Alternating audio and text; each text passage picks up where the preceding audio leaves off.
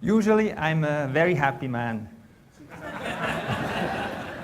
Now I'll probably be quite a little bit more happy 15 minutes from now, but I have made many mistakes in my life. But fortunately, there have been lots of giants on whose shoulders I have been able to stand. And if I have titled my presentation, My Journey to Swarm Creativity, that's not the real title. It's really perhaps my stumble to swarm creativity and all the giants and all the great, wonderful people I have been working over the last 20, 30 years that have propped me up and that have helped me to be where I am, and which means happy most of the time.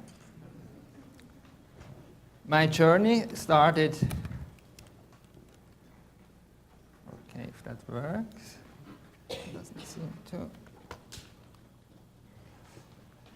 20 years ago in Switzerland, where I was a young graduate student at the computer science department, typical geek, and I was fortunate enough to be a team of people.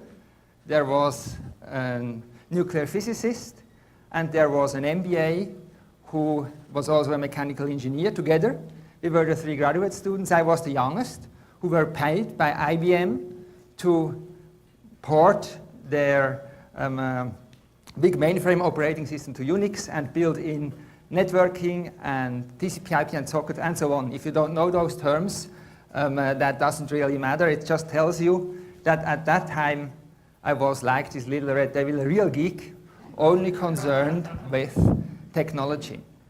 But I was lucky that I was part of a team, and the astrophysicist, who today is the head of the European Space Agency's ground stations, and the MBA/mechanical engineer who then also got his PhD in computer science, who is now the CIO, they helped me to get along, and so together we finally got this complicated project going, and I became even more of a geek, which got me to MIT, where I started working with hypertext, and I created something which I call CyberMap. That was before there was a World Wide Web. And again, I met really wonderful people. One really eye-opening experience, although in '91 I wasn't really aware that this was an eye-opening experience, was when I was at the very geeky computer science ACM conference, Hypertext 91, in San Antonio, Texas. That was a blast, I recall that. It was a blast for me at that time. That was a real party conference, I think, yeah. There was one guy whose paper was not accepted, and he was from Switzerland, as was I, and that's why he asked me whether he could put up his flyers introducing a funny little system called the World Wide Web at my desk, because we also had the chance to do some demos. So I had shipped my Macintosh down there, and being the real geek I was demoing my CyberMap system, which was written in the Mac toolbox in C and Pascal, a really geeky thing. And because Tim Berners-Lee, that was the name of the man, he was also from Switzerland, so I was happy to put up his flyers. And I think the rest is history. So he put up his flyers, and very few months later, he actually came to MIT. At that time, I was a postdoc, so I had not really a big corner office like Negroponte or Michael Dertouzos, who was my boss, but at least a real office. Tim Berners-Lee, he had no office. He was sitting in the hallway, and they gave him a student desk, but he didn't care. He only cared about weaving the web, creating the web, getting his collaboration network of students, summer interns, and other enthusiasts at CERN going. And that's how it really all started and took off. I took off too. I did other things. I became a banker. I worked in industry.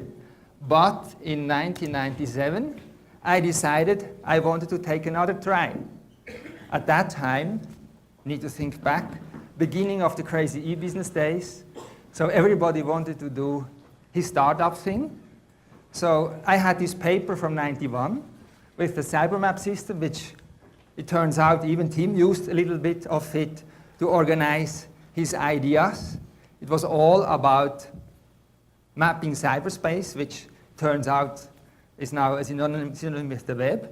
In '91, when I had published my paper CyberMap, nobody knew what the term meant. So in '97, 5 of us got together. There were some other crazy academics, some of my former students, of my colleagues, because when I was a postdoc at MIT, we had done some other crazy projects. And so we tried to start CyberMap Systems. Now it turns out in '97 we applied for the trademark CyberMap, and then the trademark office told us we could not call a company that produces hammers hammer ink. So from '91 to '97, CyberMap had really become already a common term. It was very clear what it meant. We wanted to produce cybermaps. We were not allowed to call our company that name anymore, although I had really used it even before there was anything like the web, but it didn't work. Now I have to add that at that time I was also working for PricewaterhouseCoopers, just about to become partner. I was married in Switzerland. I had 2 children, 3 and 5, to a wonderful wife, and then I started this company with 5 other people. I was the CEO. It sounds like a crazy thing. It sounds like a very stupid thing.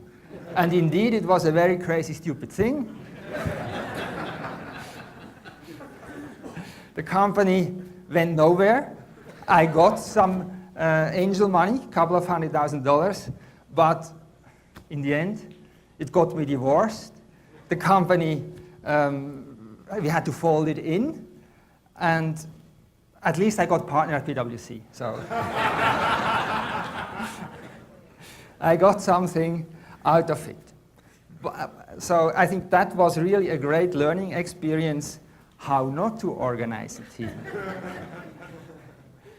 And in particular, it's things, one of the learning experiences is I'm perhaps not the best person to be the CEO. So, but on the other hand, I'm very proud that still all of the people involved into CyberMap Systems are still my friends. Some other lessons were we started talking about money far too soon, because it was the crazy e-business days. We had our couple of $100,000. We knew we would sell the company for 100 million. So before we had even any real product, other than the early prototypes from my MIT days, we already started dividing up the 100 millions. And so we spent our time fighting with each other, who would get what title and who would get what share of the company. And you see where it got us. So didn't work, but still, I'm still on it. Even today, only today, I hope I have learned my lessons about what really makes a social network work. And I'm again very fortunate to be part of a wonderful team at a company called iQuest Analytics, where I am not the CEO, I'm just a crazy chief geek. Once a geek, always a geek, so I think hard to get rid of that role. And we are still doing the same things that we did before, trying to create cyber maps. Only this time we are looking at the people and trying to apply the lessons learned, which means not to talk always about money, but about a great product and have a passion and a vision and create this social network system that is already is doing quite nicely so far. And while doing our startup, I have to say I'm again really fortunate to be part of such a great learning network. And in fact, some of the people of the learning network today, like for example, Adrian Sosa, who works at CVS, or Saul or Matt Guilford, they have all from Rhode Island Development Corporation. They have all given great input, great ideas. They are probably not even aware that they did it, but by just having the chance to demonstrate the system and then sometimes getting really very strong criticism, telling me how lousy our system really is, has helped us to come up with so much better solutions. And in that sense, I think this is really living proof that in order to make progress, in order to grow, the only way is to work together and to learn from each other. So while doing those social network things, I also started teaching courses around the world, like in Helsinki, in Cologne, at MIT, where we formed those swarms of students, which means we had students in Helsinki, in Cologne, and at MIT, and they were supposed to form virtual teams and to collaborate with each other by analyzing online communities, by creating cyber maps of those online communities. And while they were doing this, they were also analyzing their own communication behavior.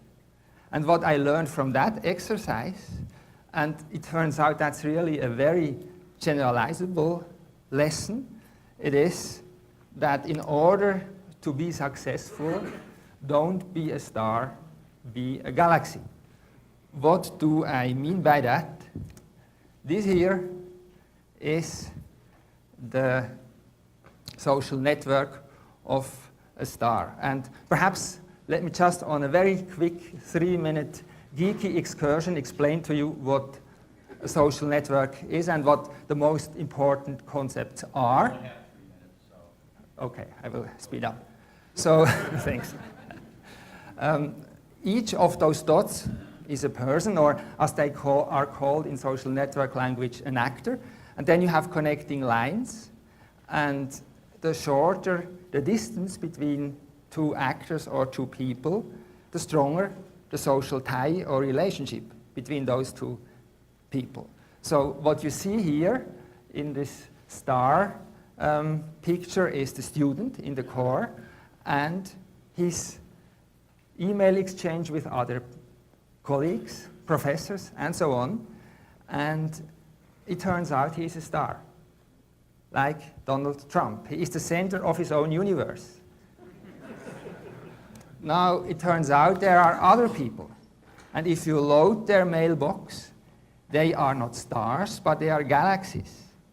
They are surrounded by clouds of groups of other people, by communities. And it turns out that the galaxy students usually, obviously, as you can tell, they are the more extroverted, they are the more communicative ones, but they also tend to do better.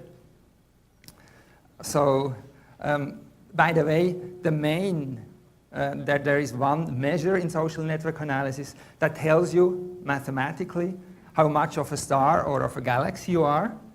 This measure is called centrality or betweenness centrality. And I can explain that like if you have two friends on the world, this means in social network language you have a degree of 2. Like in the military. If you have 100 friends, you have a degree of 100. And if you have 1,000 friends, you have a degree of 1,000.